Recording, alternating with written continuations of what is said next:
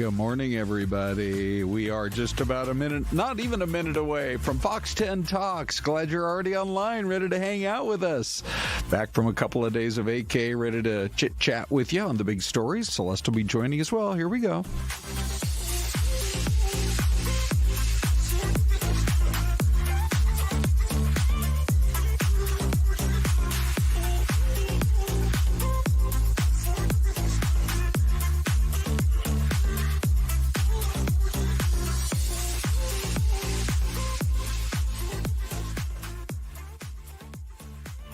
It's 10 o'clock. This is Fox 10 Talks. The headline today, possible criminal charges for Sherriff Nanos. He has probably been the most in the spotlight sheriff in the last 100 days anywhere in the USA. And there are some new developments on that case. And I know people are continually interested in any new developments that come in. And honestly, I think not just here in Arizona, but really all over the country. So we're going to be talking about that today on Fox 10 Talks. And oh, by the way, also on FTT, Trenton Hooker, Celeste, is going to be joining with the biggest surprises in the UFO files release. Now, I guess we have to call them something besides UFOs now, like UAPs or something? Okay, unidentified. I don't even know. I want to just call them UFOs. But maybe just like spaceship.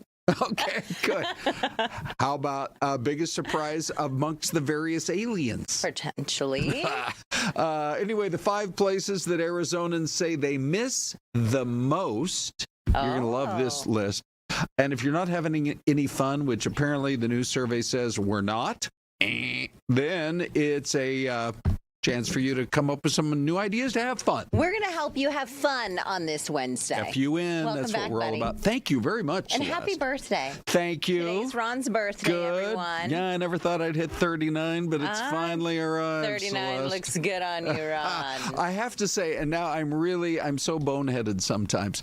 No. I met a couple we were just up in Washington seeing family the last few days. Yes. And on that flight up to Seattle, I met this couple, Coral and Mario, who are the biggest fans. They were flying up there to go on a cruise, and I know they're watching today because they can watch it on YouTube on the cruise ship. Yes, and maybe they can bring everybody else, and maybe they can do a big viewing party. Sure. Tell them by tomorrow, put it on the big screen. Yeah. Right up there at the buffet, or at whatever level that is on. And everybody can jump in the chat, Ron. Anyway, I have a little video that I taped with them, but I didn't put it in the show. So we'll have it for you tomorrow. Okay. They currently qualify in the top 100 biggest fans of all of FTT. They're super fans. They are super fans. Anyway, good to be back. Hope everything went fine the last couple of days, Celeste. I know you were holding down the fort. Big D kept us on track. Good, he does that. He does an amazing job on keeping the train on the tracks. Because there was a couple of times we almost went off the track. There was almost a heist. It was like those train heists that were happening. We almost had one of those. That's all we need. Hey, let's get into some of these stories this morning and talk just a little bit about these latest developments coming in from Pima County, Celeste. I think are very interesting. So there's been a kind of a move on the part of a lot of people who want to see the sheriff out, right? Yeah. And so this is one of those that we've been watching for you closely, because I think anything that has to do with any kind of new developments coming in from Pima County, people are interested in. And so here is a clip of what was getting said at this meeting last night there in Pima County, and then we'll tell you how it all came out. I would like to address your possible decision on whether to remove the elected sheriff from office. Congratulations on that. It is troubling to think that 3 elected individuals can unelect, remove from office someone else elected and voted into office by thousands of voters as well. I believe that if you judge to remove Sherriff Nanos from office, you would be acting against the will of the people, voters that voted for him. At its core, such action would be undemocratic, I believe. I would ask you, how many IA investigations, disciplinary hearings did he sit in on and make decisions that affected deputy and CO's careers that have led to either termination, demotion, or them being unhirable with other agencies? Please, I respectfully, to each of you, I urge you, reprimand if you must, but let the people judge and decide this case. Okay, and there's the sheriff himself. He has made himself available. That was his sit down right there with our Justin Lum. And, it went all the way up to the Board of Supervisors there, Celeste, for Pima County, and there was a real question as to whether or not he was going to keep his job or not. You know, it reminds me, first let me give you this comment from Charles David in the chat. He says, I've said from the get-go the sheriff could have handled this differently. It is very strange. There are people who do definitely agree with you, Charles, and there are others who think he's doing a great job, like the gentleman you just heard of. This reminds me of when Sheriff Joe Arpaio was in office. There were a lot of times where people here in Maricopa County in Arizona, there were a lot of people. He became very famous with like the pink underwear at the jails, the green bologna, and that people in jail don't deserve to eat well. And people wanted to replace him, but it is very difficult to replace someone who has been voted into office. That's the thing, isn't it? That's the challenging thing. If you're just appointed, that's, obviously there's a process. Yeah. But I think that has been the most challenging here in Pima County. And I will also say, look at the throngs of crowds who were there last night. I know there's interest in it. There's great interest. Yes. But it looked like 14 people showed up at the meeting. So I don't know how much of a groundswell there really is. In the end, the motion was made, but it did not receive a second. And so therefore it failed. But the big headline to come out of it is they did vote to refer allegations of perjury to the Attorney General's office. So for now, Sheriff Nanos is in the clear, but we will see for how much longer. Yeah, you missed it, Ron, but have you seen his vehicle? We showed it off, I think, on Monday. No, what is he driving? At the end of an interview, he drove off in his vehicle, his personal vehicle, a white, it looks brand new Corvette with this coal black top. Celeste, I was going to half jokingly say, tell me he's driving a Corvette. It was. Really? And good for him, right? Yeah, sure. He's... living your best life. Yeah, I wasn't going to say. Yeah. Probably younger than middle age, know, but, so but he was... Trying to keep himself young. Okay. So just in terms of... where things stand with the Guthrie case, there have been so many theories that are out there, but right now, I guess all they can do is continue to pursue leads, but we just crossed the 100-day mark, and there's just not a lot out there. We had an expert in who talked about how Lance Lysine he worked with the FBI, and he actually believes because we don't have a lot of details that maybe they are onto something. Because they haven't had a press conference, maybe they are onto something. He used to work in the FBI. Yeah, that's true. He said, maybe they're really getting some leads here, and they don't want to tip anyone off. Yeah, and I think that, by the way, we have some new pictures there. There's Savannah with her mom, and of course, here's the neighborhood. I do remember we talked at one point with Josh Colesrud, prominent attorney here in town, and I said, will we see a lot more cameras in Tucson? Because especially in this area, I think you have wide swaths of the city, older neighborhoods, where there aren't cameras that could have potentially helped solve this case.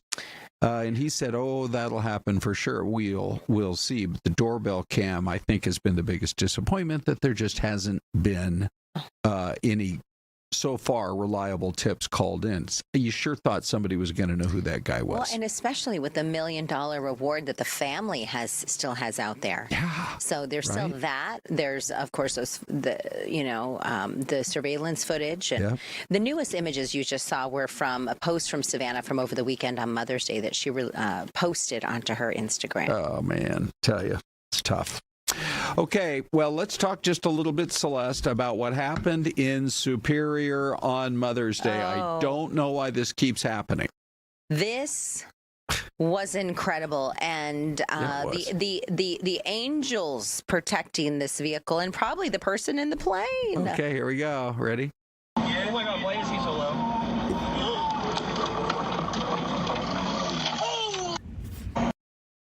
Oh, my It gosh. all happens. I guess you don't appreciate how fast it happens Yeah. until it happens to you. I mean, 1 second the driver's saying, I wonder why that plane's so low. And then, wow, right like that. And once again, take a look. There's just the way it ended up. But this is out there in that stretch of land. That's the 60. That's Picket Post Mountain. Yeah. Super popular for hiking. And there is the rear camera that's looking back at Superior. Unbelievable that it's happened again. But again, everybody came out of it okay. Yeah, they were on a Mother's Day hike. Yeah. You know, exploring this part of Arizona. And apparently, we spoke with the mom. Do we have sound with her? Yeah, we do. You All right. want to hear Yeah, that? let's take a listen. Let's go to that right now. Like, I know I should have been scared, but at the time I wasn't scared. It was just so shocking. Like, even today, I think I'm still trying to process what happened. And it happened so fast. My oldest son was a little shaken up. My youngest was just excited to share with his friends that a plane landed on us. I was really thankful that nobody got hurt. Everybody was able to walk away. That is a silver lining. Everyone was able to walk away. And I love that a mom is looking at it through her kid's eyes. Yeah. My younger son is like, hey, this is so cool. I can't wait to tell everybody. You would, you know, if everybody came out of it just fine. And by the way, the fact that you get to see the actual crash landing. Yeah. I mean, let's give some kudos to the pilot. You could tell he was kind of losing control right there at the end. Oh, my gosh. He was not trying to land where there was any vehicles, but thank goodness that's a nice flat stretch of land. But I think we do have to try to piece together, Celeste, why this does keep happening. I wonder if it's that it keeps happening or that we have more cameras out and about so we're able to cover it more. I also wonder if it's just that we have more people. We got 5 million people here now. And people continue to move to Arizona. Tens of thousands of people who are in the private plane world. Yeah. You know, and so We have so many occasionally this is going to airports.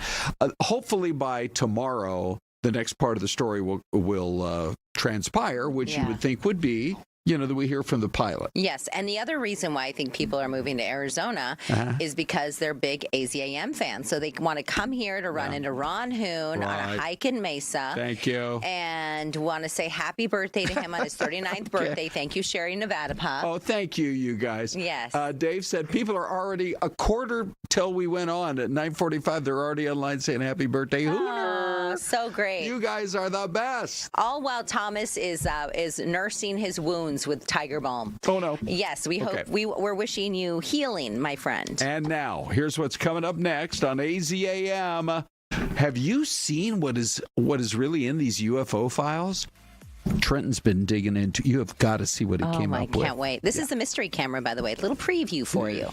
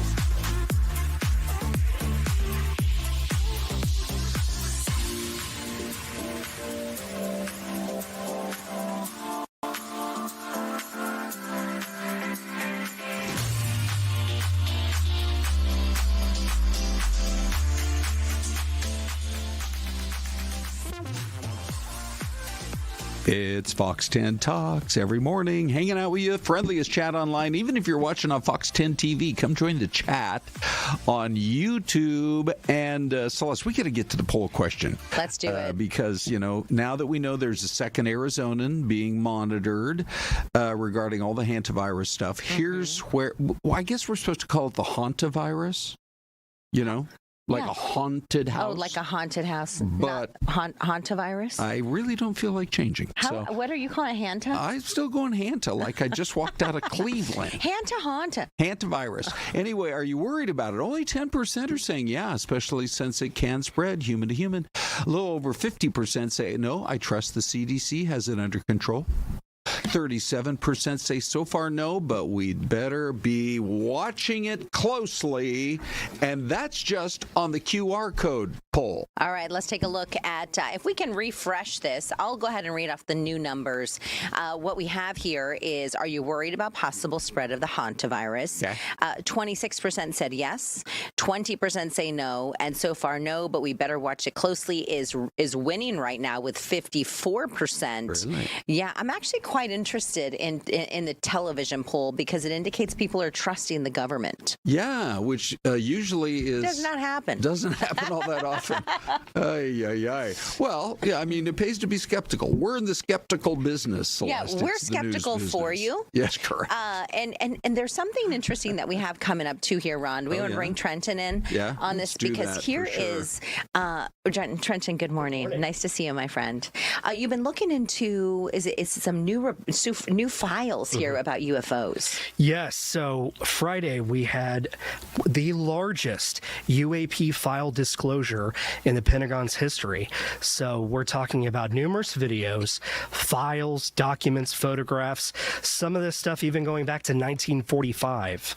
Wow. Wild. And it finally came out. All right, let's roll some of this video here, and you can describe to us what you've been seeing, because you guys are just digging through it for unknown. Sure. This was one of the most fascinating videos that came out, showing what looks like a starred object. Now, critics have pointed out that they were believing that this might be a flare that was happening in the sky, and then there, seemed to be something that resembled a parachute. However, we took it to the experts. We had on this episode of Unknown, Dr. Michio Kaku. He's a theoretical physicist and New York Times best-selling author. Really fascinating guy. And he was most compelled by this video, saying that a parachute doesn't move around like that. Right. And a flare, it's leaving too. a contrail or a flare or whatever. But he said the hallmarks of what this FLIR, so forward-looking infrared camera on this weapon system, what it's picking up is something so bright it would match kind of the luminosity of what we would see with stars normally. Oh. So that's where you would get the kind of 8-pointed star figure there on the camera sensor. The precision, though, in that and it shape. Moving around as fast as it was. That's not natural in his opinion. So he was most compelled by that. And then we also talked to retired Rear Admiral with the U.S. Navy, Timothy Gallaudet. Now, the Admiral is extremely fascinating just because the Go Fast videos, which is one of the most infamous ones that came out in the original New York Times reporting, he was the one who blew the whistle on that off of the East Coast when it happened in 2015 because he wrote out an alert to the rest of the attack group, the carrier group with the USS Theodore Roosevelt, that these objects were in the sky. Is that what we're looking at here now, second video? This is actually in the Indo-Pacific that happened, and this was part of the newest release. But again, you see this object moving in a zigzag pattern, and this is a wind farm. Yeah. And how is it able to move in between those blades like that? And the Admiral, when we talked to him about this video, because he said this one grabbed his attention the most, that we don't have any platform like that, and more importantly, it doesn't show the hallmarks of what we'd see with known weapon systems like drones, and even with our adversaries. Okay, and you can see in some cases it's moving in front of the windmills, and in other cases it's moving behind them. Exactly. And it's about to go up a little bit, but then it makes a full stop and then a 180-degree turn, kind of going back. It's really incredible seeing that hot light. So the camera is a drone that is visualizing this, would you say? Yes, the Admiral, when we talked to him, he said that this was probably our MQ-9 Reaper platform. So eyes in the sky watching it, and gosh, look at that. Just turns right around, going back in between those blades, and it's moving right over the ocean. Fast. Yeah. And that was one focus point we really wanted to get with him on, was not only these, aerial phenomenon or atmospheric phenomenon, but what about the phenomenon that we've been hearing about going in the ocean? Okay, let's listen to him. I think that's 6. Let's the go. tables turn on this whole that's Dr. narrative from Kaku. being kind of There seemed to be at least some files in there that were previously known in other records requests or different databases. I just want to get your thoughts as far as the government policy of who the people that are making the decisions about which files are going to be released. Do you feel like there might be some ringers in there, some files that might be completely bogus, that might take public attention and then can later be pointed to as being disqualifying? Yeah, that's a very good question, and I don't know. I don't really know the government's intent. I was a Trump appointee, okay?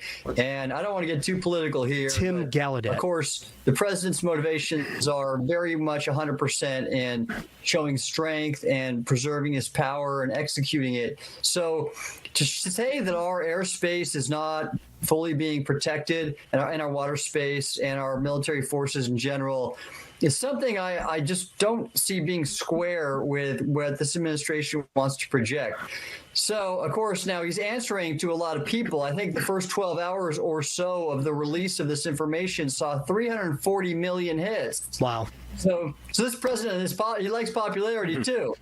And so I'm not sure how to reconcile these two. It remains to be seen. I can only say that. But the fact that this real data, these videos are real. These objects can't be explained, I think, is a significant moment in history, and we'll see where it goes from there. Wow. That is incredible. Yeah, it is. You know? Yeah. I mean, what are the theories that are out there about what we were looking at? That's a great question. I mean, we dived into a little bit with talking about, could this be extraterrestrial life, a biological entity? And the other expert we talked to, Dr. Michio Kaku, we had him explain just what the physical properties would be pushing down on a body, let alone a human being. But he said there is no biological entity that could survive with the gravitational forces that were being pulled down on that in such a high rate of speed, and these decelerations and accelerations so fast would be enough to break bone. So he said it would have to take an extraordinary technology to overcome those forces to protect something inside. And even if it's not alive, even if it's our conventional drone technology, he said it still wouldn't be able to withstand those forces, knowing what we have. And if it was one of our drones, we would know anyway, right? Yes. Yeah. And that was another part that I asked the Admiral about, because there have been critics saying that these incidents that happen with these carrier strike groups, either off the East Coast or off the coast of San Diego, where you have some of the most top secret weapon systems on the planet being in these special corridors where they do training, they do maneuvers, they do testing, etc. So critics have said, well, why wouldn't the U.S. government use ultra secret, so limited access programs in these spaces? Doesn't it make complete sense that they would do it where nobody would see it? The Admiral pushed back and he said that anybody saying that doesn't know what they're talking about, because there are so many lives at risk. There are billions of dollars at risk in these platforms that they have to let each other know when they're in that space, regardless of how secret this technology would be. And then keeping a lid on that wouldn't happen. Let's go with that second piece of sound right now. the tables turn on this whole narrative from being kind of a crackpot thing to something we're taking very seriously. Well, just last week, I was given documents showing that 11 top flight people with security backgrounds mysteriously died or disappeared. And I said to myself, come on, give me a break. That sounds like a movie script, not reality. But then I was given the documents. I saw the documents. I saw the way in which these people disappeared. And these were not ordinary people. They were people with the top secret clearance, people with long histories of involvement with the weapons program, for example, at Los Alamos. 4 of them were involved with the Jet Propulsion Laboratory, dealing with rockets and satellites. 3 of them were involved with the Los Alamos National Laboratory. The rest were at places like MIT. And you say to yourself, these are not ordinary people. And they disappeared under very, very unordinary situations. And as I mentioned, one of these workers even said that she's being targeted, that watch out, she may not survive. She even told one of her acquaintances that someone is out to kill her. And so we have to realize that things that are more crazy than you think could actually happen. That is the most wild thing. And they've all been working in pretty much the same type of industry, right, Trenton?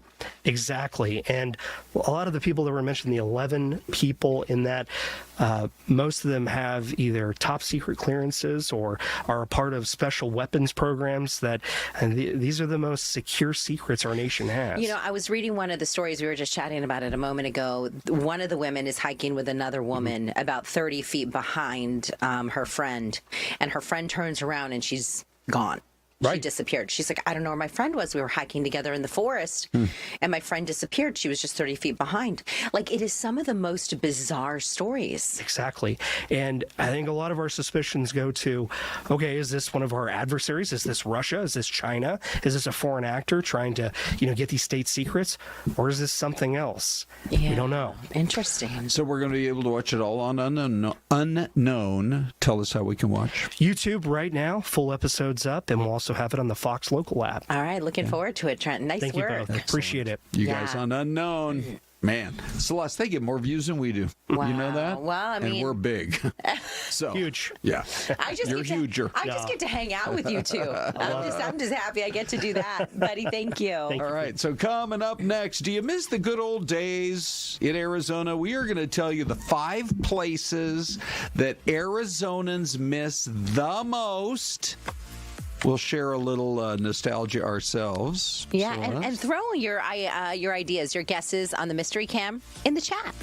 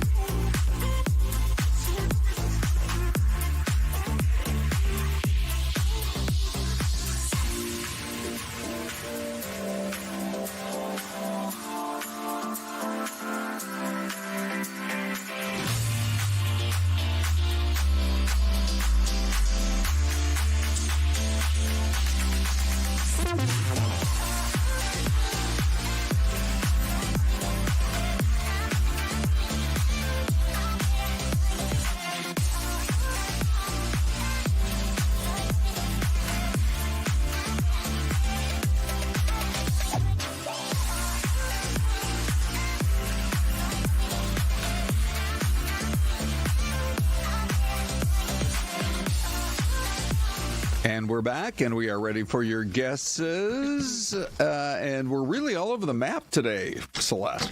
So we've got Kentucky from Paul Humphrey, North Carolina.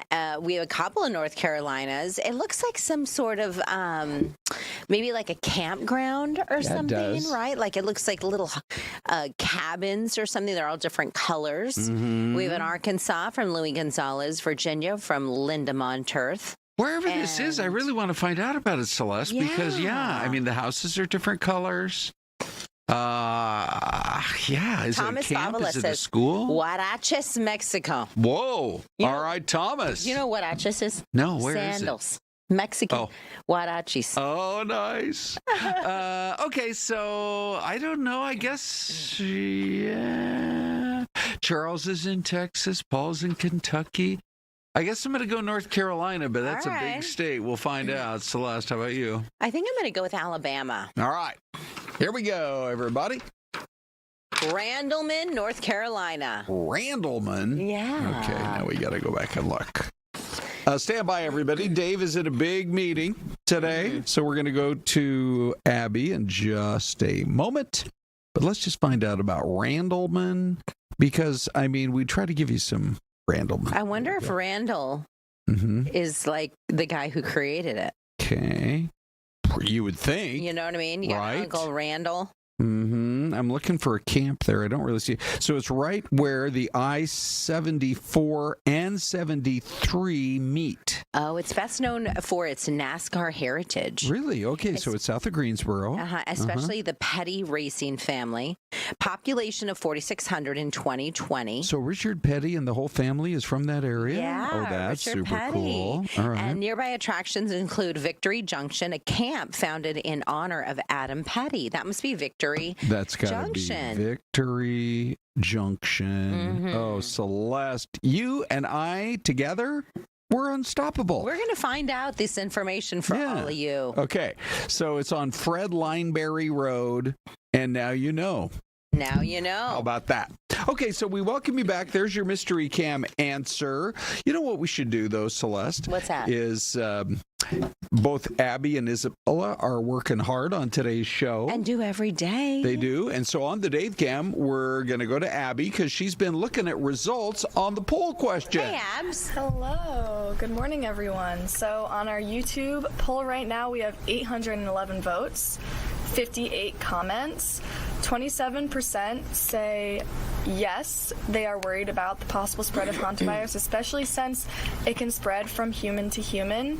20% say no, I trust that the CDC has it under control. 54% says so far no, but we'd better watch it closely. And a few of the comments people are leaving.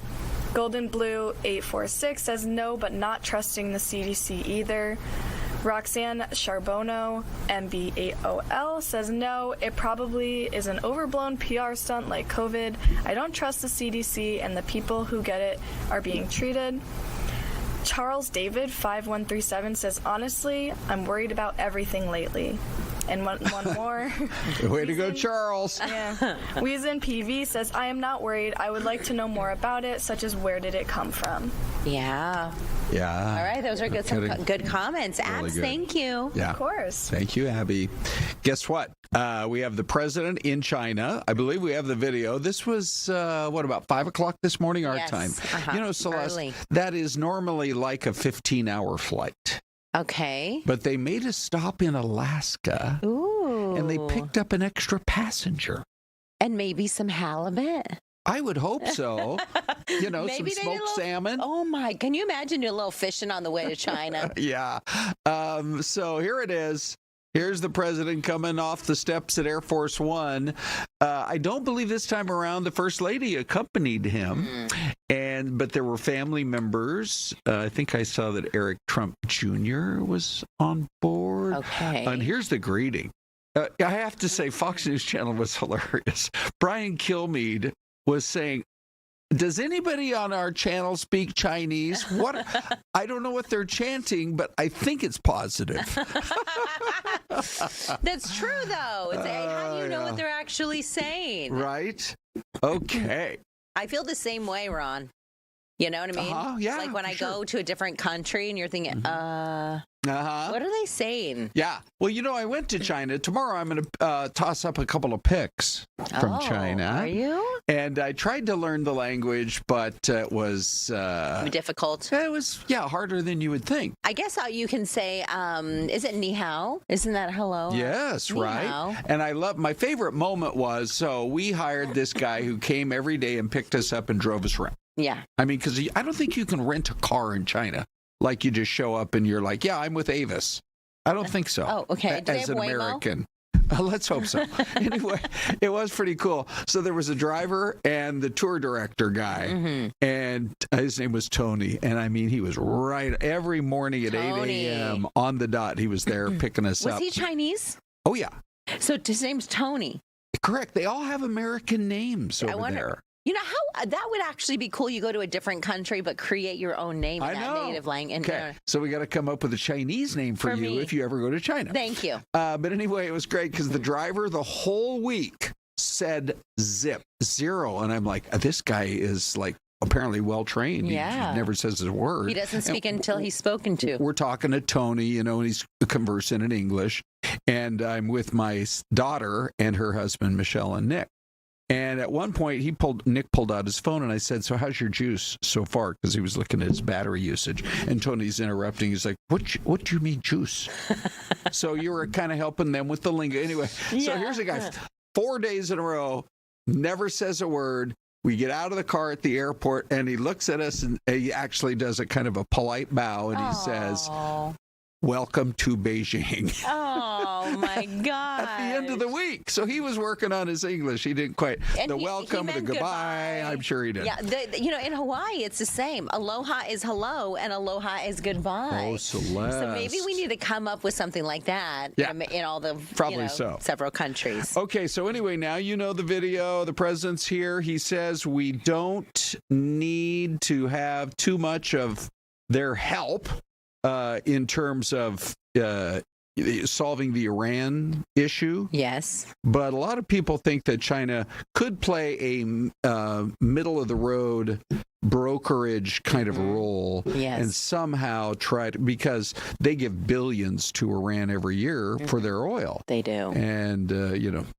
they are super dependent on us. So anyway, we'll see what happens there. Should we go to Isabella? Let's do it. In one segment, Abby and Bella, how about that? Hey, Bells. Hi, Bella.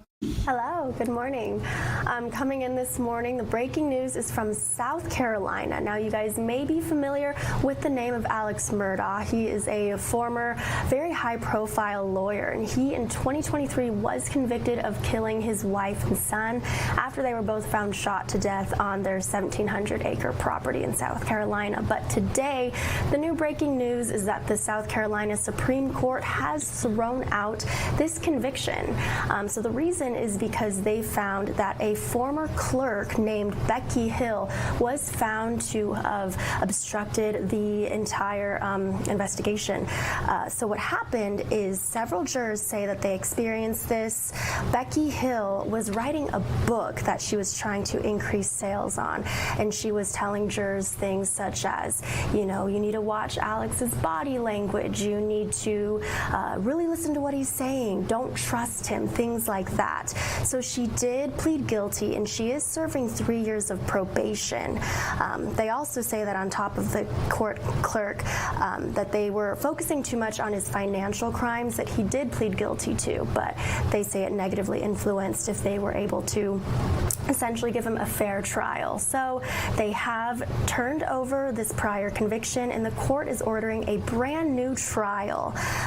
Murdo is still remaining in prison on his financial crimes, but that's the breaking news. Wow. They are ordering a brand new trial. Yeah, I don't know about you guys, but I followed that thing so closely because he was maybe the most prominent citizen in that community. He was. And when the jury said guilty, I believed it.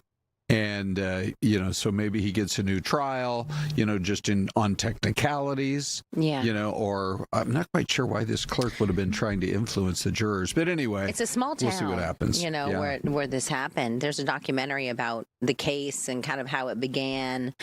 And they were a very powerful family. Yes, right. In this community. Well, they kind of controlled everything. Yeah.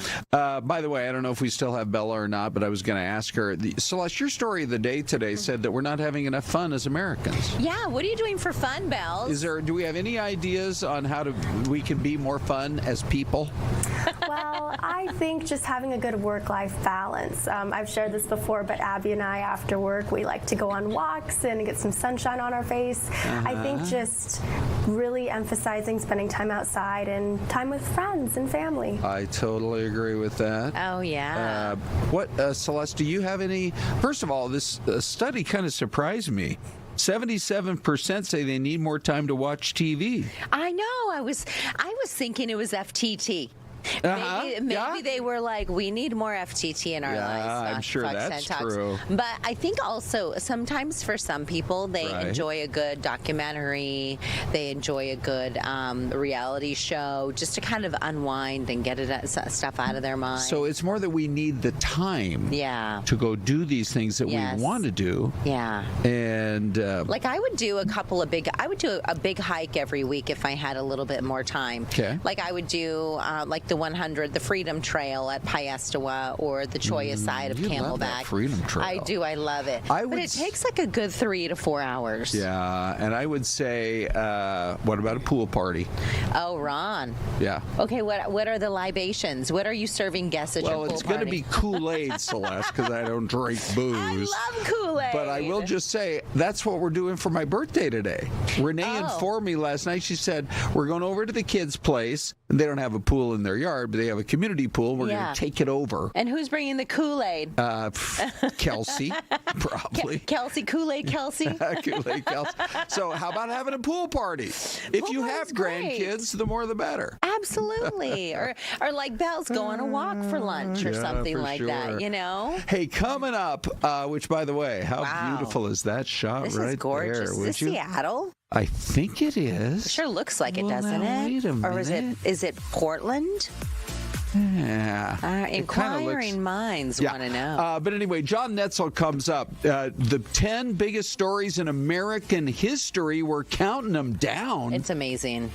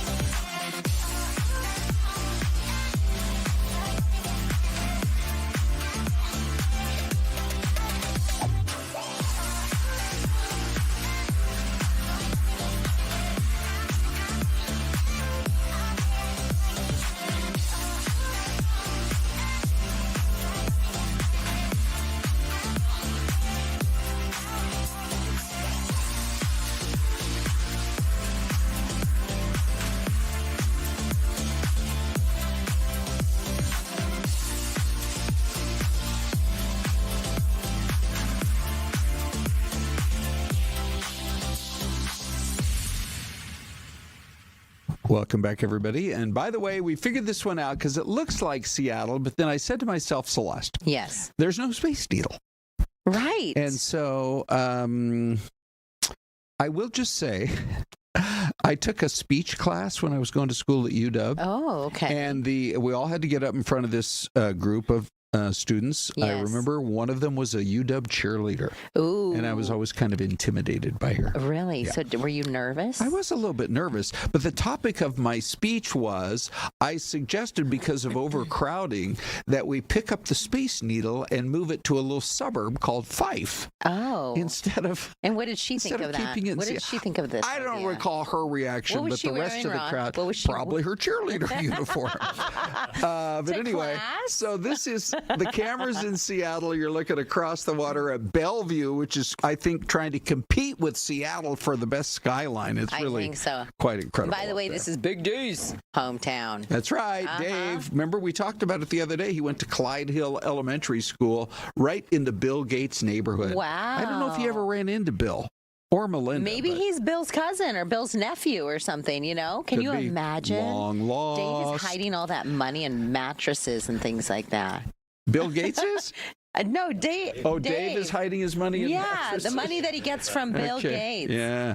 Hey, there's one other story. By the way, we have Jon Noetzel joining us Hey, here. Johnny. We got to talk Great American Story in a couple of minutes you're going to love. We're counting down the biggest events and moments in American history, 10, 9, and we're now rolling out number 8. This is going to be, and you all have done an amazing job. Thank you. But this might be one of my favorite episodes. I think you're going to really love it. But before we get into that, let's talk about what this survey came out about the things we are nostalgic for here in Arizona. And so I am going to just roll this video because on the list, Celeste and John, number 1, Blockbusters. Oh, yeah. Remember those Friday nights when you'd hop in the car, drive through traffic, like 8 different stoplights to figure out which VHS tape you wanted to put in the car and drive home? Well, not just that, but rolling through and checking out the return basket. You get a charge if you don't rewind either. Yeah, you get a charge. Be kind, rewind. Be That's kind, right, John. rewind. Yeah. But They were so strict. As you walk in, you're looking and you're like, what's in the return bin? Yeah. Right. You know, because if that's usually where all the big hits were. Here's what came in second. Fry's Electronics. Huh. Now, number 3 is 100% on my list. Borders books. I actually liked Borders more than I liked Barnes & Noble because they had a bigger history section. You could get lost in their history book section. And so I was so bummed when Borders went out. I don't know what happened there, but I wish they'd bring him back. I didn't know if you knew this, but Ron is a history buff. Is he really? Yeah, he likes history. He's kind of into that. He dabbles. Just a little, I think. Right. Yeah. I mean, I tried to branch out into some of these other things like the novellas.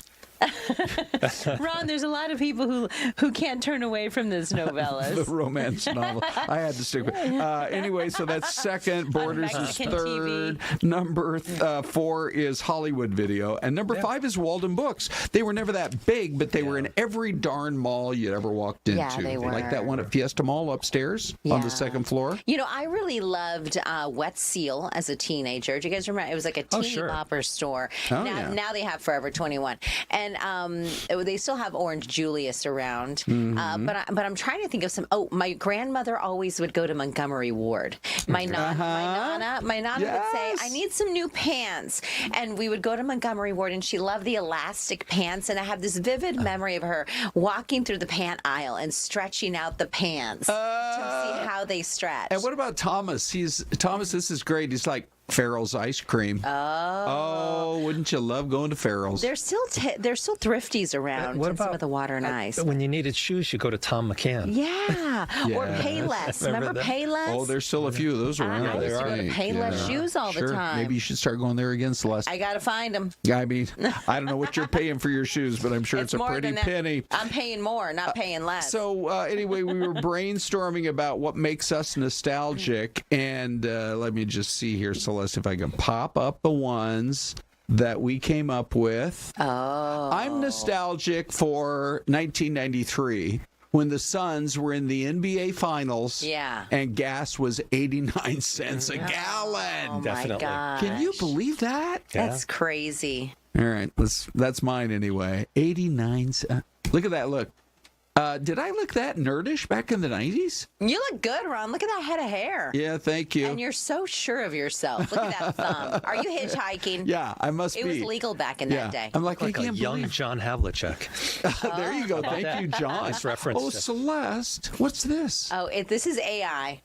Okay, here's the thing. Do you remember Goldwater's department store? Yeah, you're right downtown. I am downtown Phoenix. And you just hop out of one of those cars there, like an Edsel or something. So I was thinking, what are some of the great stores that we used to have? Diamonds right downtown. We used to have Goldwaters. Goldwaters in every mall. Corix.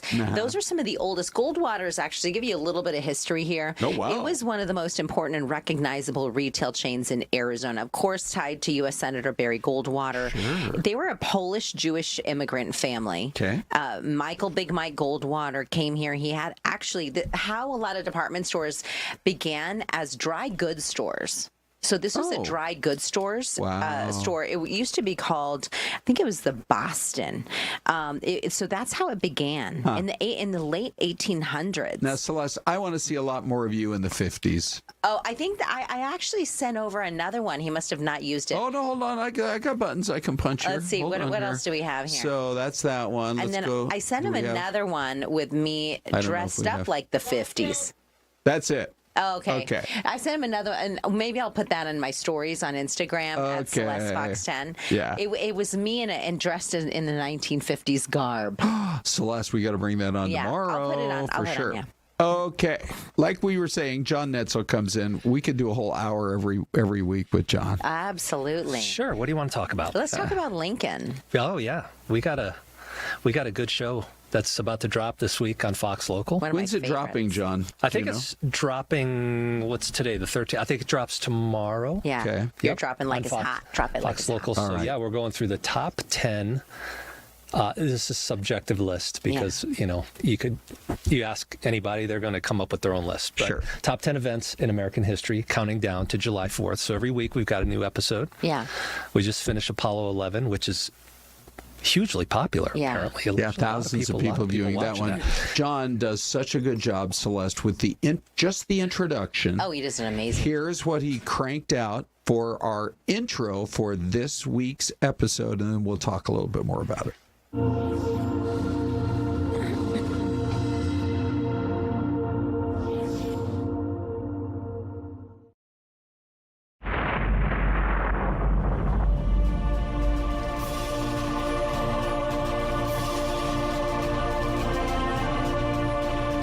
Pivotal events, 250 years of struggle and triumph, one great American story. As our countdown to the 4th of July continues, we arrive at number 8, the life and death of Abraham Lincoln. Long before he was a monument of our nation's history carved in stone, he was a frontier lawyer with an uncertain political future. He stepped into the presidency just as the ground began to give way beneath the feet of a divided nation. On this episode, we trace the arc of a leader who rose from a dirt floor cabin to the highest office in the land, carrying the moral burden of a country's future. We look at the man who navigated the carnage of the Civil War and authored a new birth of freedom, only to have his life stolen by a flash of violence at Ford's Theater just as the smoke of battle finally cleared. He didn't just save the Union. He redefined what it meant to be American.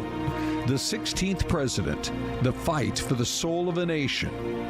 This is the great American story.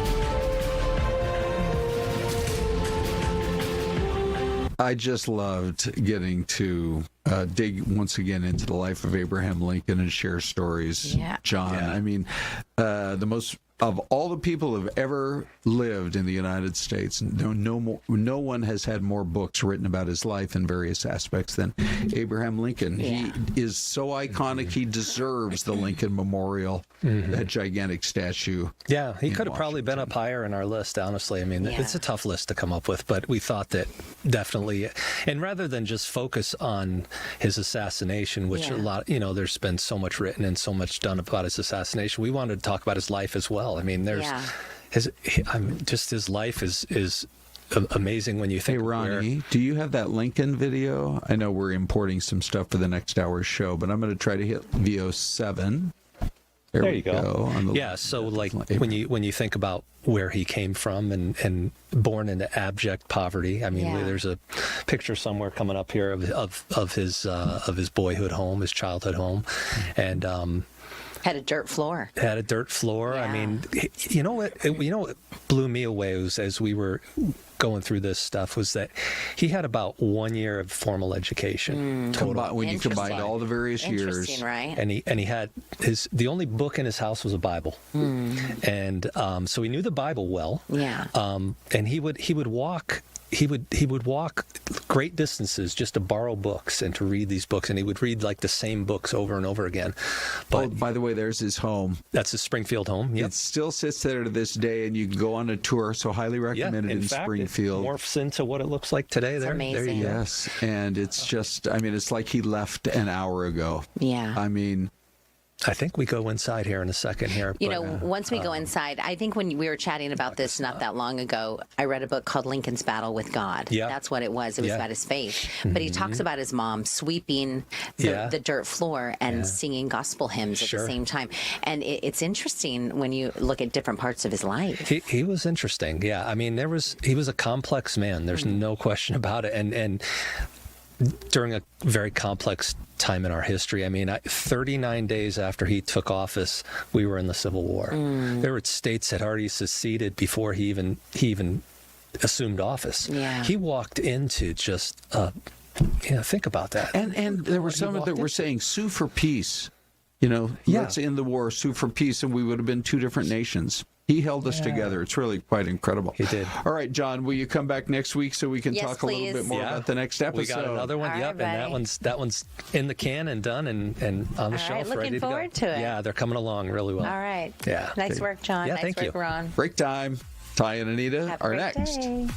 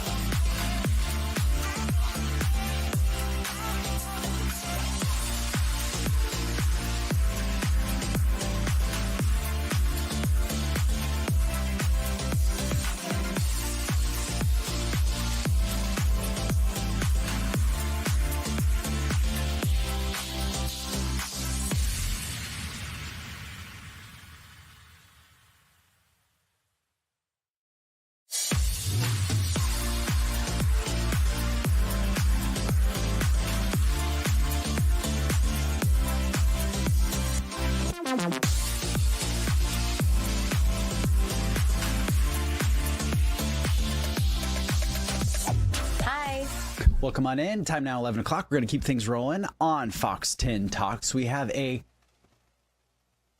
jam-packed show. Thank you. I was waiting for you to get the punchline. It took me a second. I'm like, I don't know what we have. What do we have, Ty? Jam-packed show. I woke up thinking it was Thursday, so I'm probably the wrong person to refer anything to. A day ahead this morning, aren't you? I wish. My goodness. We had a very interesting story in our newscast a couple of weeks ago, having to do with like online sales. You know, you have so many different websites where you can post that you're selling an item, and then you can meet up with an item with a person that you think is going to be safe. You find a neutral location, and what happened was this was a very expensive pair of shoes, may or may not have been authentic, and the buyer turned out to be a suspect. Yeah. So basically, they met up at the spot that they thought they were going to meet up at. A safe spot. The guy then robbed the guy and took off. So obviously, I mean, everybody gets on those secondhand sites like OfferUp. What's the other one? Craigslist. Facebook Marketplace. Okay, that's a very popular one. So how are you making sure that you are doing this safely? We've got some tips for you. Yeah. Our next guest is joining us, Detective Gina Wynn from the Glendale Police Department. Good morning, Detective Wynn. How are you? Good morning. I'm doing well. How are you? We're doing great. Thanks for taking the time to talk to us about this, because we were just talking about it. More and more of those folks are looking to get those really good deals, so they're going to some of those websites to try and get those deals. But you really have to be careful, don't you? You certainly do. It's really important that when you're meeting up with somebody, you're taking precautions to keep yourself safe and your family safe. We don't recommend having people meet up at your house or you going to somebody else's house, because you really never know what you're walking into. So there's different safe spaces that are set up throughout Maricopa County, and we really encourage people to utilize these places. It's places that are covered with cameras like police departments or police lobbies. And then there's also other places. They're not necessarily designated safe spaces, but there are safe places you can go to, like a lobby of a bank or a coffee shop that has cameras, just so that you're protected when you are doing those sales. You know, that makes a lot of sense, because not only do you have the surveillance and the camera, so if something does go wrong, then you'll have footage of the incident. But also if you say, well, let's meet at the local PD, you'll know if that person backs out and says, I'm not coming out there, maybe there's something nefarious happening because they don't want to be near the law enforcement. Absolutely. Criminals are much less likely to commit crimes in front of a police station. I was going to ask you, though, I sold like a couple pair of couches. This was years ago. They were too big to move anywhere, so I did have to have the person come to my house. What are some tips that maybe you can offer if they're large items that you're trying to sell or buy? Right. Good question. Sure. I mean, there's a couple things that you can do. You can have somebody else with you when you're doing it, so you're not alone when you're doing those sales, because you don't want to let somebody else into your house. So maybe you grab a neighbor, a friend, or a family member that can assist you in moving those items out of your home. You can also have cameras set up on the exterior of your house so that you can capture license plates, or make sure that you have the direct phone number for the person that is doing those purchases. So if something does go wrong, that you can provide police with that information.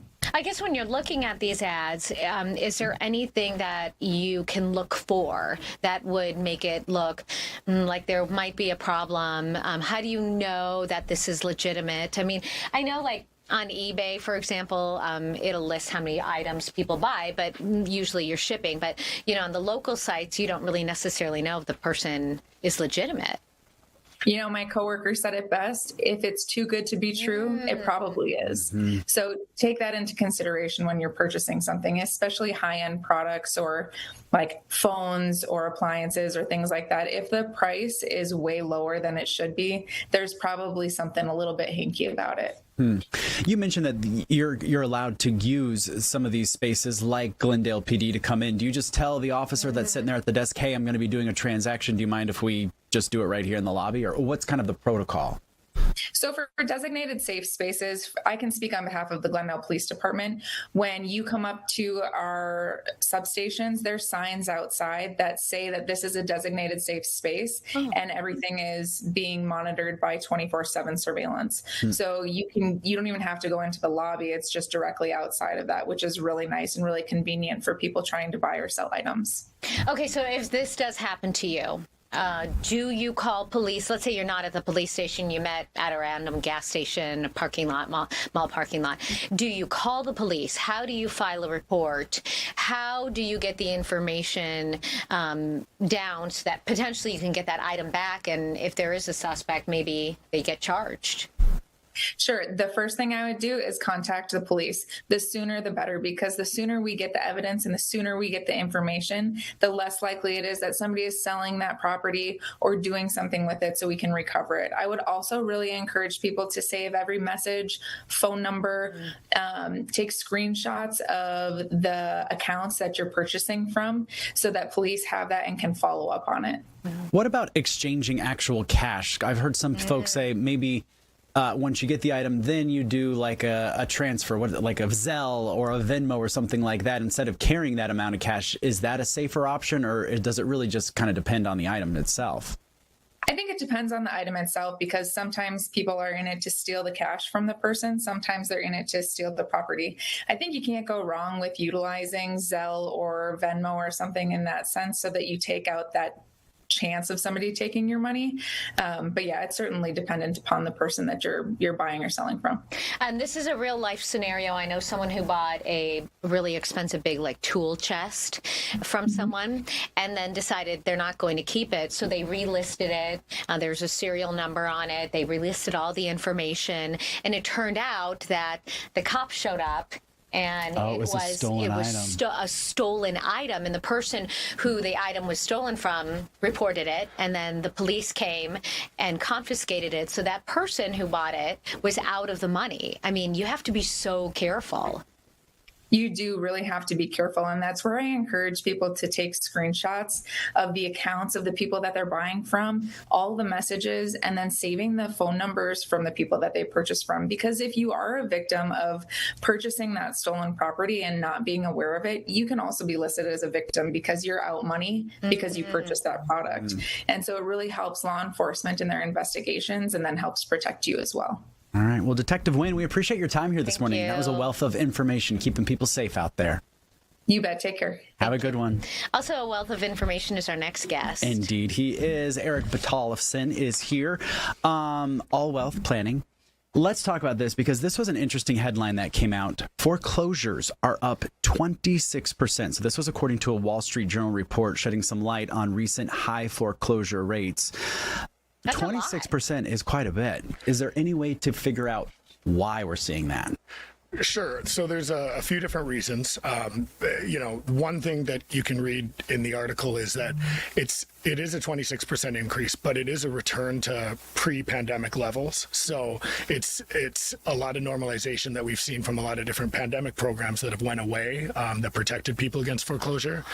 That being said, there are a lot of pressures that are sort of newer to what we're seeing going on, which, inflationary pressures, increase in insurance costs, increase in property taxes, HOA dues are increasing, so on and so forth. So those are drastically putting a lot of pressure on the people's that what they thought were fixed payments. Let's break that down and talk about the specifics on that. So you go to the bank to get a mortgage on a house. Yes. And the bank approves you, you get the mortgage, you have enough salary to pay the mortgage. The problem is what you just listed. You may not realize that there's an HOA fee, or that HOA fee increases every year. Maybe your AC unit's going to break down and you don't have that extra fund. I mean, is that what we're seeing happening? Yeah. So the bank, their job, or the lender's job, is to tell you what you can qualify for, right? They look at your financials and they say, hey, you can qualify for X, congratulations. Now, do they take into account that your AC may break or your water heater may break? They do not. They use a certain ratio, and most lenders are a little bit different, but a ratio of what your debt to income is, right? So they say you can qualify for this, and usually people, celebrate and then they go buy a home. But what nobody really does is sits them down, and the lender never sits them down and actually stress tests that payment. Here's what could happen if your insurance costs go up 25%. Here's what happens if your HOA could increase. Here's what would happen if one of you were to lose a job. Or another thing we're seeing is, in the headlines recently, we've seen a lot about student loans. Well, for the last, 5 or 6 years, student loans have been on forbearance for, millions of people. And now we're seeing that those payments are starting again. So when you're buying a home, you didn't stress test it for, what it'll look like with student loans, et cetera. So there's a difference, I think, of what you can qualify for and what you can live with comfortably correctly, and that's not what people are being educated on. Interesting. And I think that's such a big thing too, because I think that plays into people's egos too sometimes, because they say, oh look, I just got approved by the bank to say I can get a X amount of house, $1 million. I'm going to go for it and do it. But in reality, if there's any little type of issue that might come up, then they're kind of SOL. Yeah, so, shoot out of luck. 100%. Everybody knows that, you love the feeling of having the shiny new house on the block that you have everybody over and you're super proud of. What I will say is, in working with people from a financial perspective for, over 10 years now, that shininess wears off pretty quick when all of a sudden you're no longer able to, go on vacation with your family, or you're no longer able to save for retirement, or you're a little bit behind on a mortgage payment. So when did we have that last big recession when we saw all those foreclosures? 2008. 2008-ish is what I was going to say, around Correct. 7 or 8. And they were issuing, I think, what some people called liar loans, where it was like, well, we take your word for it. And it was one foreclosure after another, which a lot of people benefited from. Do you see this going in that direction, or is this a totally different beast? It appears to be a totally different beast, right? So, the people that are buying homes are still well qualified, and there's a differentiator too in which when you bought the home, if you've been in your home for 10 plus years, you probably have, a low interest rate, you have equity. People that have bought in the last few years, that story's a little different. Right now, it's more inflationary pressures in some of those, cost of improvements and insurance and whatnot, versus just being significantly underwater on your mortgage like 2008. And you're right, in 2008, I mean, we all sort of know the jokes, but you've heard people say, like, if you can fog a mirror, you can qualify for a loan. And so that was a entirely different beast. But yeah, right now, and you also see in the economy as a whole, there's certain industries that are being shaken up by AI. And so, what we're always talking to people about, it's not just if you can afford it as a family, but what happens if one of you gets laid off for a period of time? Will you be okay for 6 months, 12 months, et cetera? We have to hit a break here, but I wanted to see if you could hold over, because I got a couple questions about what folks can do if they find themselves kind of in that situation where they're like, oh man, I've kind of bitten off more than I can chew. So if you can stay tight, we'll answer some more questions. If you have any questions in the chat, we'd love to hear from you as well, and we'll ask those to Eric coming up after a quick 2.5-minute break. We'll be right back.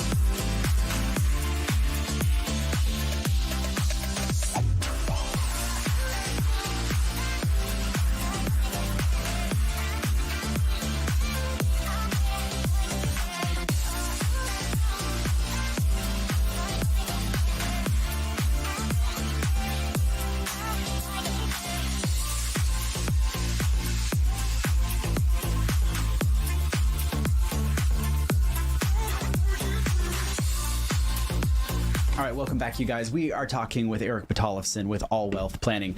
We were talking about if you find yourself in one of those positions where unfortunately you're like, oh man, this house is owning me. I'm not owning this house. Yeah. What can people do? Because I feel like a lot, unfortunately, and we see the numbers, that's happening. Yeah, great question. And again, I think it goes back to how long they've owned the home. So, we do see a lot of people that, especially if, fixed incomes, et cetera, are just struggling for a long period of time, are looking to downsize, right? Sell their home. They might have equity available.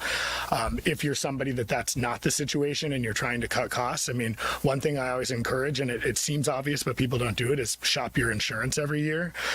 Whether that's your, auto, your homeowners, depending on how much you have in emergency savings. One thing that I've seen people do is they'll increase what their deductible is on their home, which brings down their monthly premium on their insurance, et cetera.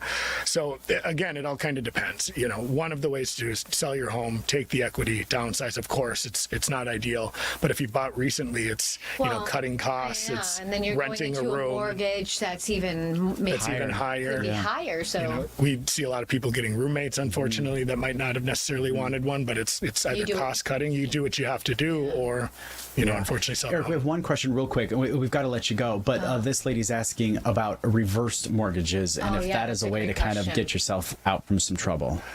So what I will say on that topic, it's so nuanced and specific. I feel like addressing a reverse mortgage specifically in broader sense, what I will say is there are certain specialists that only deal in reverse mortgages. Be careful when you're researching, make sure that they have, the right credentials and reputable, recommended through the various industry orgs, et cetera.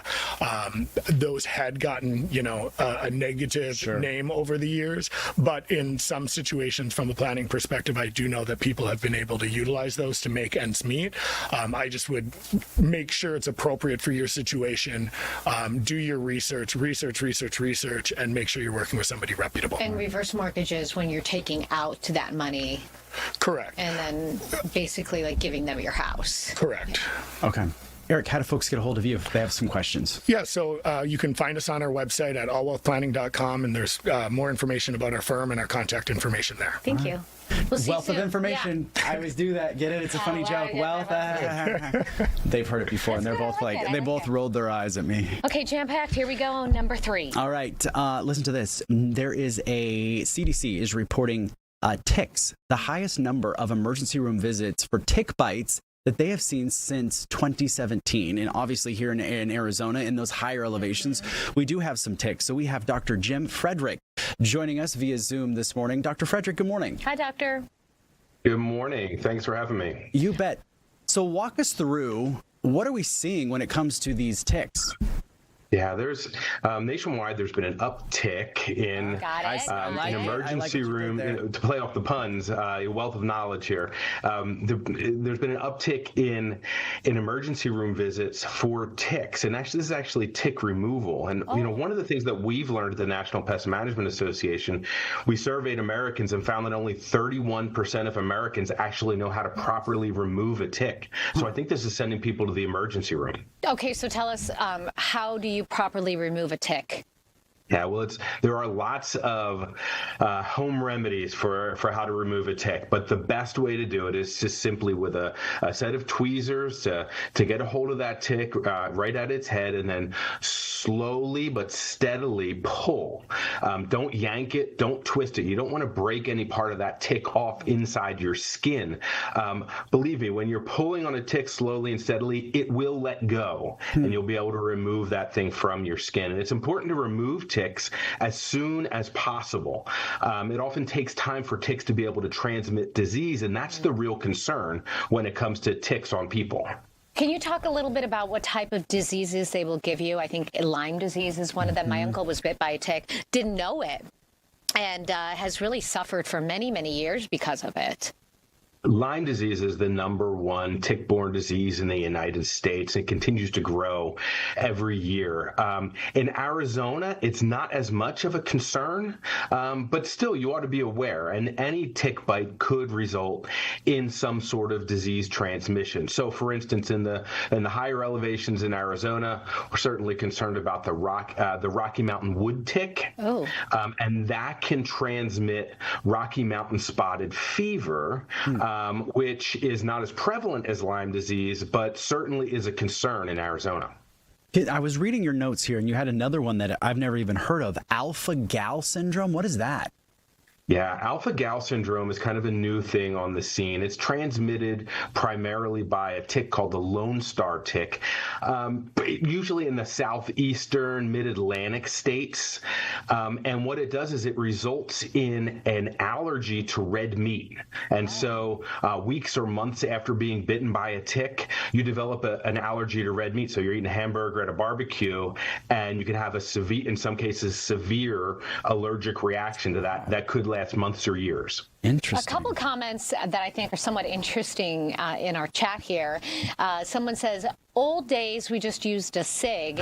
And then someone else says, but this makes sense. When I was young, we used to remove ticks with a match because heat made them back out of the skin. Is that something that would work? Yeah, these are the things that we don't recommend. I don't recommend anyone using a match or any other kind of home remedy. Really, the easiest thing to do is just simply get a pair of tweezers and then kind of gently but steadily pull on that tick, and it will let go. Okay. So if you don't get it out right away, how long will it stay in there? Well, a tick could feed on you for 24, 48 hours. It's a slow feeding process. They're feeding on blood. Once a tick completes that meal, it will fall off its host. Then it'll complete the digestion process. If it's a female, it might lay eggs. If it's an immature tick, it might molt to the next stage. And this is especially important for the tick that's probably the most common in Arizona. That's the brown dog tick. The brown dog tick can live both outside and inside, and is one of the few ticks that's able to complete its life cycle indoors. And so, an infested animal that hasn't been treated can create a cycle of tick infestation inside a home. All right, so let's just real quick. We've got about a minute left, but if folks are going to be doing some hiking up in Arizona's backcountry. I mean, I used to live in Minnesota. My mom used to say we used to do a tick check of everybody to make sure there's no ticks anywhere. Is that something that we should be doing here in Arizona as well? Absolutely. If you're going to be out and about in places where you expect that there's going to be ticks present, so certainly in the higher altitude areas, wear a EPA registered insect repellent that's labeled for ticks. Just follow the label instructions, use a repellent. When you come back, do a complete body tick check. It's a good idea to take a shower. You'll actually be able to wash some ticks off if they haven't kind of bitten on or latched onto you. But that's also a good time when you can get a real close look at all the cracks and crevices where ticks might like to hide. Oh, my skin is crawling. How do people find you? Woo. I'm sorry? How do people find you? Visit pestworld.org. Plenty of information about ticks and all of the other pests that you might find around the home. All right. Well, Dr. Frederick, we appreciate it. Oh, she's sneezing on me. No, it's allergies, not ticks, not ticks. Bye, Doc. Thank you.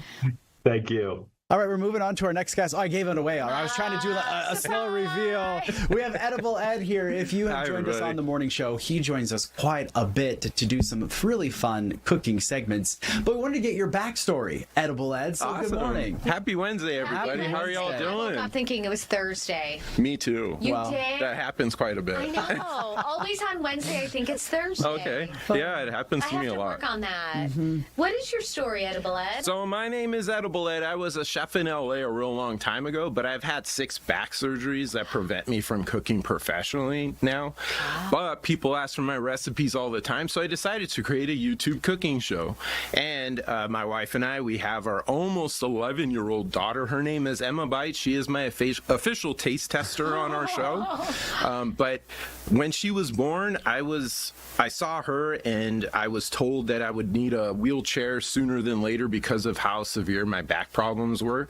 And I was looking at her one day and I was like, I don't want her to know me just as that. I want to keep pushing and persevering, and my entire life has been a story of perseverance. So I figured, why not add another chapter to that book?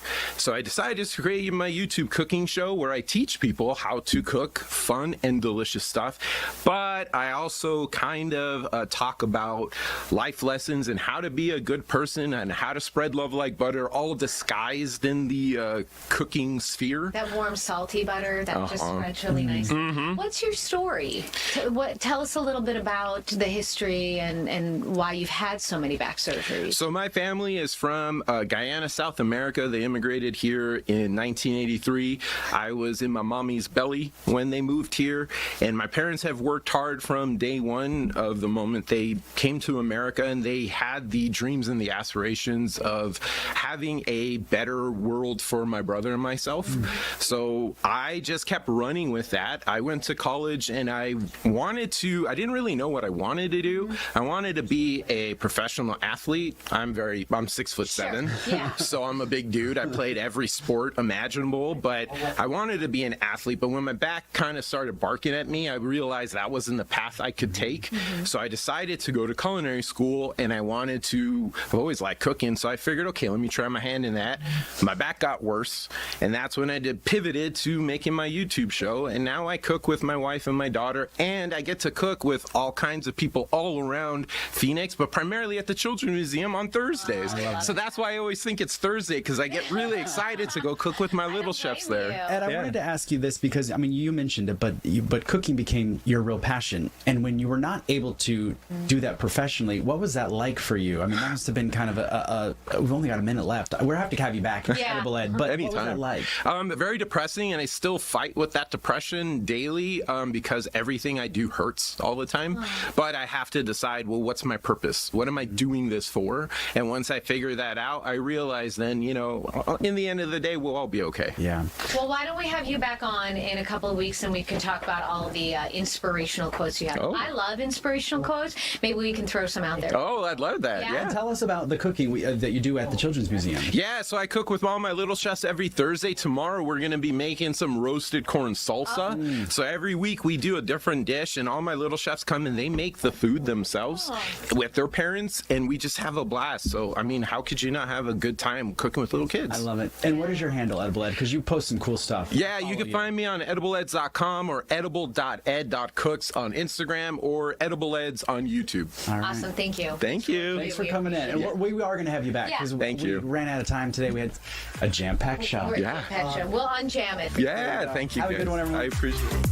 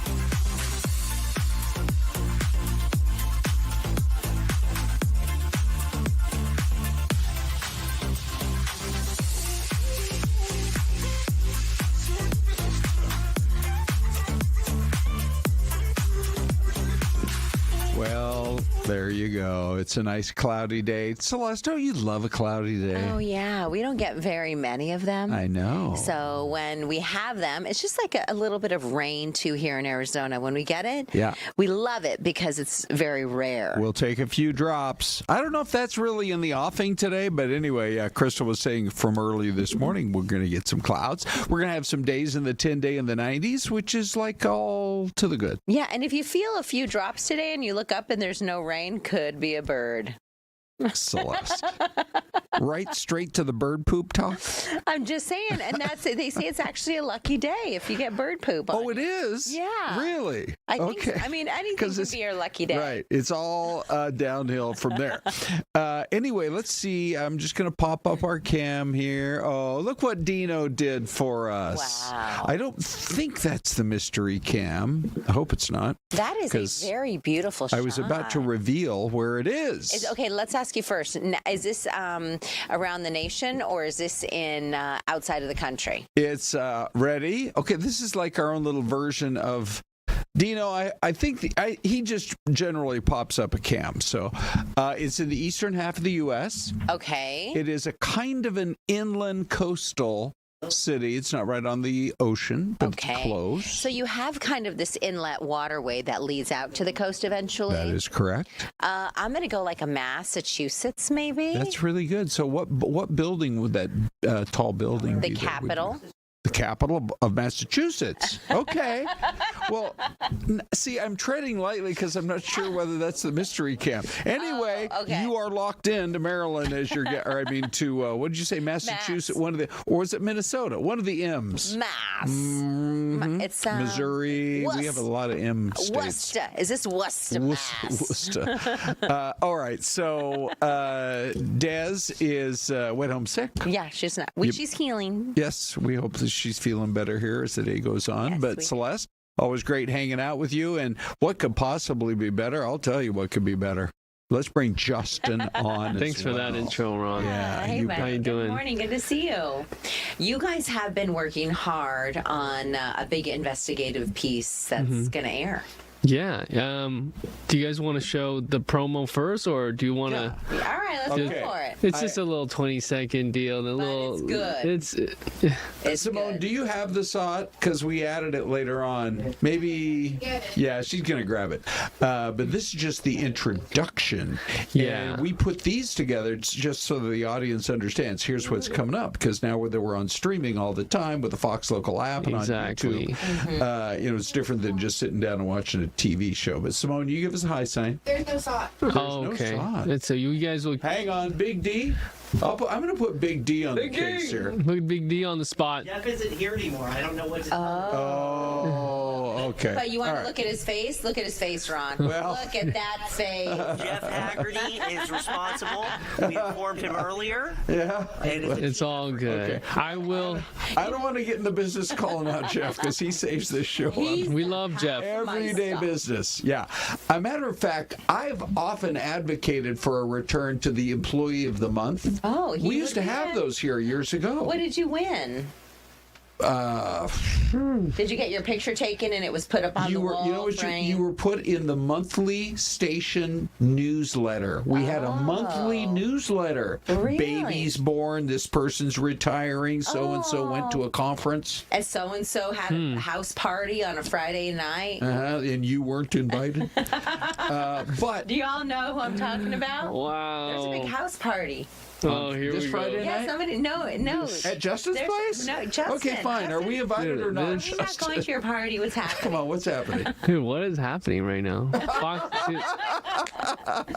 10 Talks. Fox 10 Talks. That's so great.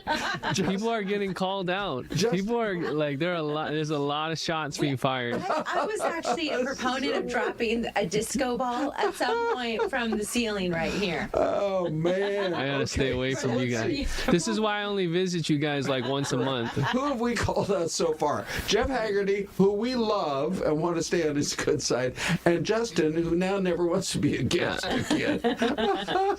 Well, we're speaking of the promo, and this is my time to shout out our great creative services team led by our friend Brian Bluvis and TJ Larson, promo producer. But I would just say that we do these things so that we can get the most attention to important journalism that is going to be 5 to 7 minutes, sometimes 10 minutes long, and we hope that our viewers tune in, whether it's on linear or whether it's on digital. But this investigation is important because the people that are sworn to serve and protect, they also need to drive safely, even if they are responding to an emergency. And this former Goodyear officer was investigated internally by the Goodyear Police Department. His name is Chad Matthews. He's no longer on the force. He resigned in May 2025. We heard about this case through AZ Post. That's basically the Board for Peace Officers Certification. And we found out that he had 37 incidents of excessive speeding. He went up to 127 miles per hour. On surface streets? Yeah, highways, surface streets, definitely more than 100. There were 27 out of the 37 incidents were 100 miles per hour plus. Sometimes. Now, was he responding to crimes in a lot? Responding to some assault calls, responding to some agency assist calls, but not stopping at red lights or even pausing, not using the sirens at times. There were multiple things, not just the speeding, involved with the emergency protocol and how he was driving. The interesting thing that you mentioned also earlier this morning, Justin, we were chatting on AZAM, it was another officer within the agency that brought this to light. Yes, so people knew about his speeding issues and driving behavior. A fellow officer texted a supervisor and said he's going to kill someone if he doesn't do something about his driving.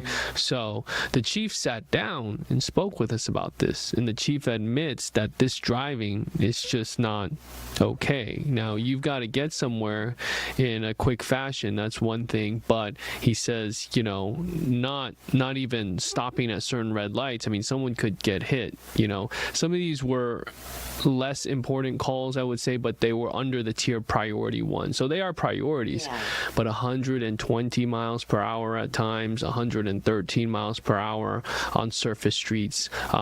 In one complaint, a resident saw him speeding on Estrella Parkway and saw someone in the car with him. They discovered later through the investigation that was his mom was riding along with him and he was speeding. Many things like that came to light through this internal investigation we obtained, and that's how we pinpointed the incidents we wanted body cam footage of. So the body cam perspective you see is obviously his view driving.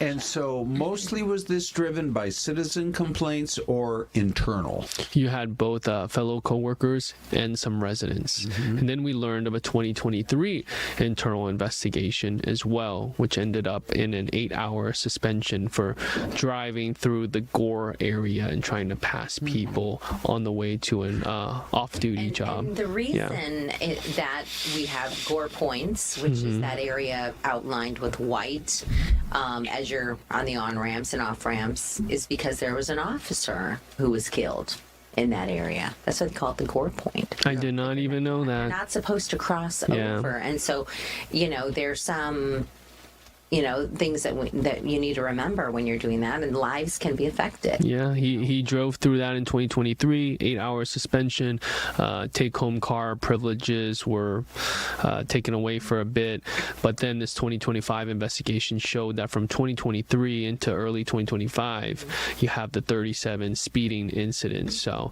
he resigned in May, and we have that full investigation tonight at 9 that breaks it all down with video and what we have from the report, and the chief, sitting down and actually talking about it. I think that was important too.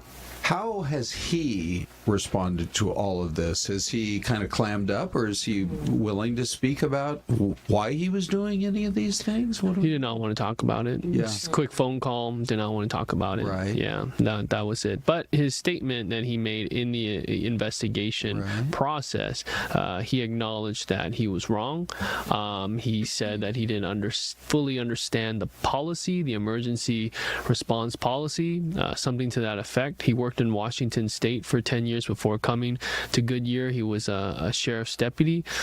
Didn't really point the finger at them, but just said there were certain things that he did back in Washington that carried over and that weren't allowed here. Well, and you said that he would train other officers in Washington. Was that right? So he had this, basically this credit or certification called below 100, and it has to just do with driving safety. So he's basically known as someone who was a so-called, I guess, expert in wear your seatbelt, don't drive too fast, you know, those type of principles of being safe on the road, even when you're responding to an incident.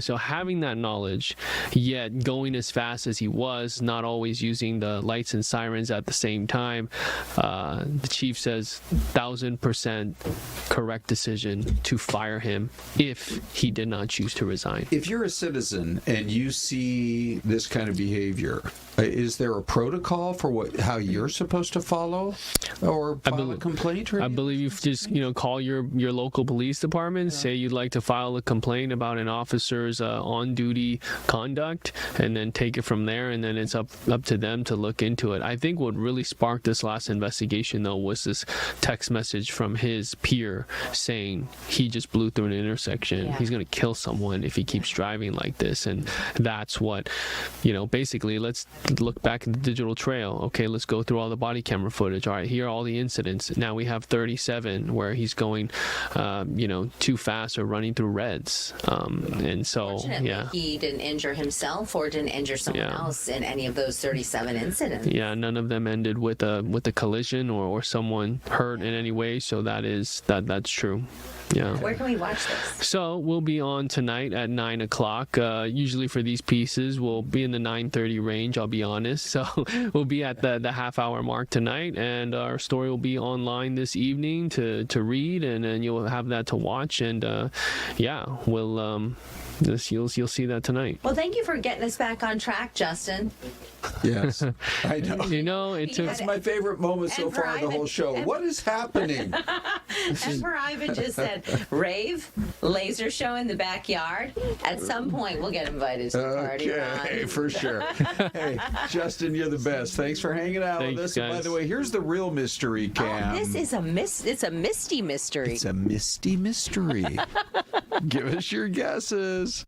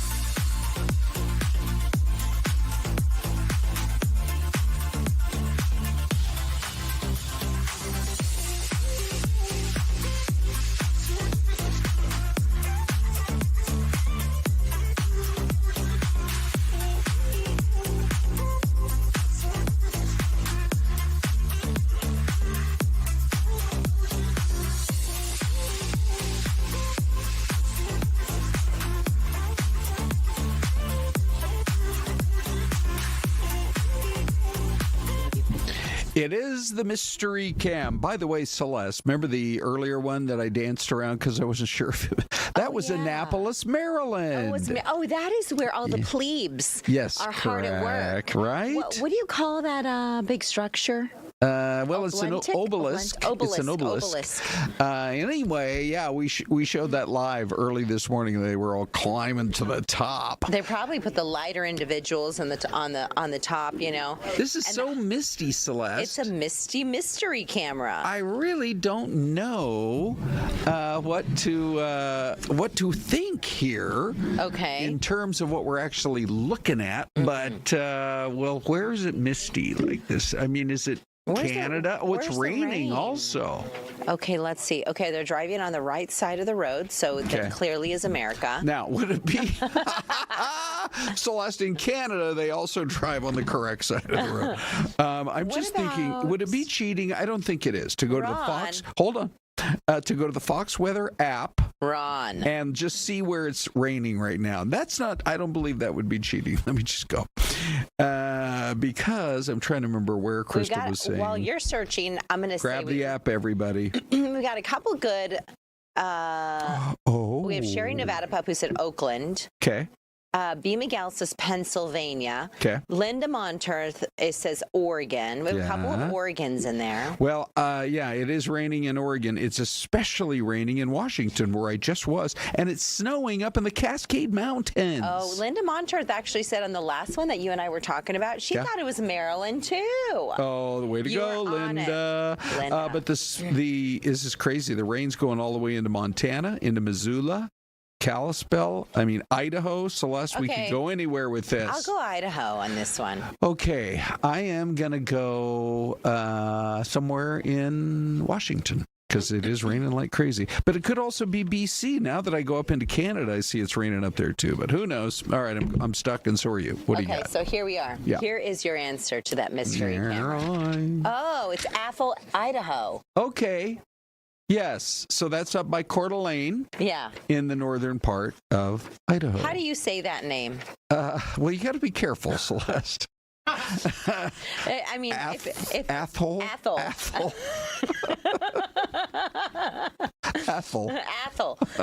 It could be Ethel. Well, if your name was Ethel. There used to be gas that was called Ethel. Oh, ethanol? No, it was called Ethel. Oh, it was You could Ethel? pull into a gas station. It was the high-test gas. Oh. And you'd say, fill her up with Ethel. Or with Ethel. Ethel. Anyway. Don't be a blank and fill her up with Ethel. We get so diverted sometimes. Anyway, all right. So, do we have any Idahos? No, I don't think only we did. me. Except for you, Celeste. Okay. Congratulations. Woo. I lose on my birthday, and you win. You always win, Ron. I win by working with you. Let's talk about this. Did you see this video of there's a guy driving down the road. You know, these Teslas, they have a lot of cameras on them. Yes, they do. Forward, backward, all those kinds of... What is happening That's your here? birthday hat. Okay, thank you, Celeste. We got Chula Seafood coming up here in a quick minute. Fits perfectly. I better take it off. I'll hold it for you. Okay, fine. Anyway, so this guy driving out of the road in Atlanta in his Tesla with all the cameras going, and within 2 seconds, he realizes there's a wrong-way driver coming right at him. That's scary. And he has about a half a second to swerve. If you haven't seen this video, you guys at home and everybody in the chat, check this out. Ready? Here we go. And so the guy's driving. All of a sudden, headlights and... Oh, my goodness. He just swerves at in the nick of time. Last second. It looks like it's right in that downtown Atlanta area. Wow. And for goodness sake, the driver was able to veer, we're told, just in the nick of time. That is wild. And I don't know if they made an arrest with the guy or not. Almost always it's a shame, but they're almost always DUI cases. Interesting in this case, though, he's in those far right lanes, which a lot of times DPS has told us when you have wrong way drivers, they're in the HOV lane because they're trying to drive in the slow lane, coming from the other direction. So, oh my goodness, fortunately, that guy is A-okay. Was that a Tesla too that was coming at the guy? I'm just know. looking at the headlights, which they have that kind of. One last time in the slow-mo. Right, here we go. Oh my gosh. And it sure looked like it, but I don't know. I don't know. Yeah, anyway. Okay, all's well that ends well there, but please know which side of the road you're driving on. Oh, yeah. Linda Montreth brings up a good point. Ron, on Monday, our mystery camera was Olympia, Washington, in honor of you. Oh, thank you. It was, yeah. Yeah, it is quite a spectacular state And capitol. Louis Gonzalez does say he remembers Ethel Gasoline. Oh, Louis, thank you, friend. See, I do a lot of my ad libs for Louis. Yeah. Because we're kind of I believe we're both in our 50s, 60s. Well, you guys are like two peas in a pod. Like, you guys just are running on the same type of, program. Yeah, we are. Hey, we are really excited about our visitor today on Fox 10 Talks because it's Arizona Restaurant Week, if you didn't know it. And so what we're going to do is profile restaurants, East Valley, West Valley, central part of the valley. Oh, now we're talking. And so we said to ourselves, why don't we start this whole extravaganza with Mandy? Hi, Mandy. Hello. Seafood? Yes. Hi. Welcome. Just speak right into that like a radio show. Awesome. This is an amazing spread. And I love that you guys, can you share a little bit about how you guys started? So we started with the goal to just bring fresh fish to the desert. I'm originally from Washington. Yeah, what town? Bellevue. Oh, for goodness sakes. Yes. We have live cam from Bellevue. And Dave from Bellevue. Bellevue, too. Did you know? Oh, really? I went to Newport High School. He went to Dave. Oh, where'd you go, Dave? Yeah, Bellevue Wolverines against the Newport Knights. We played all the time. How funny. Arch rivalry there. There we go. I love it. So really my love for fresh fish is why we wanted to bring fresh fish to the desert. My husband's family has connections to the commercial industry. One day we looked at each other about almost 10 years ago now and said, we need to bring the fresh fish to Arizona.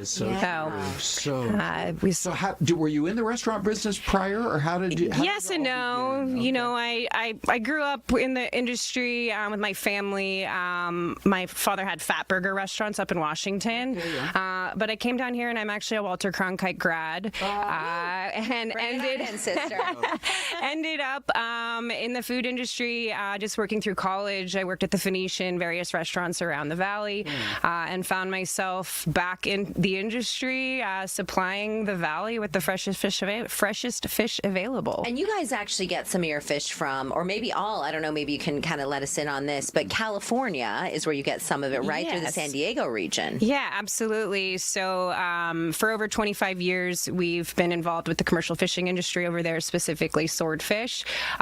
So we have a processing facility right on the wharf there. We help other local boats offload.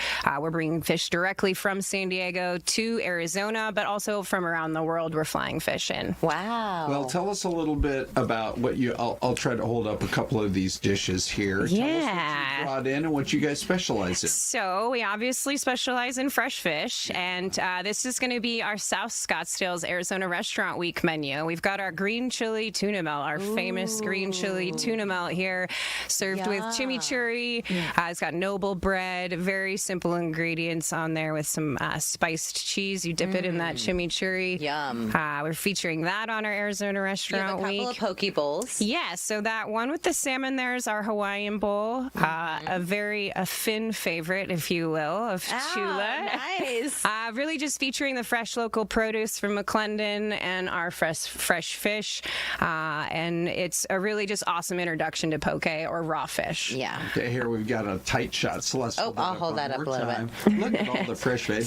For folks who aren't familiar with poke, or they may be, what is that exactly? It really is just a lot of fresh items in the bowl. Yeah, so poke itself really means cubed, sliced cubed and sliced. Yes. So it's cubed and sliced raw fish, and then you mix it with different sauces, marinades. You can put it over rice, over salad, vegetables. It really complements well.